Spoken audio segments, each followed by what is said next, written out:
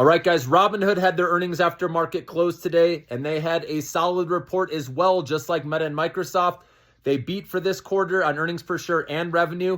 I didn't see a guidance yet for their numbers, okay? But they did authorize an extra $500 million for their share buyback program. So instead of it being $1 billion, it's now $1.5 billion. So that's really good if they repurchase their shares.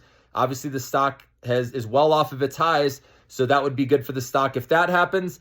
They also had record quarter one net deposits of $18 billion, which was good to see, and their gold memberships was at 3.2 million. So that's awesome, and those are both record highs.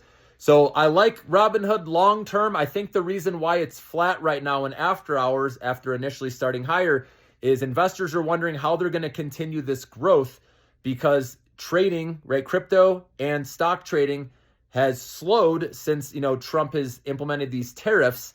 And obviously, if he reverses that, then maybe that can keep the growth going. But for now, that will probably put a lid on, more of this options and, the interest they get from margins, right, that people use. More people will probably get off a margin. So that's why I think the stock is right around flat, is because quarter over quarter, these numbers weren't as high as the last report. And then year over year, though, like I said, earnings were solid. They beat healthily and the numbers were up big, but not as big as the last report. And like I said, it's just the future, right? Obviously, the stock market is 6 months forward looking. So investors are wondering, how is Robinhood going to keep that going? So that's why I think the stock's flat. But regardless, in the short run, that's why, playing earnings is like gambling. We don't know. And the stock obviously ran up going into earnings, and it's still up, close to 200% this year or something like that, or over the last year, I should say. So, but long-term, guys, if you play the long-term game, Robinhood's going to be just fine.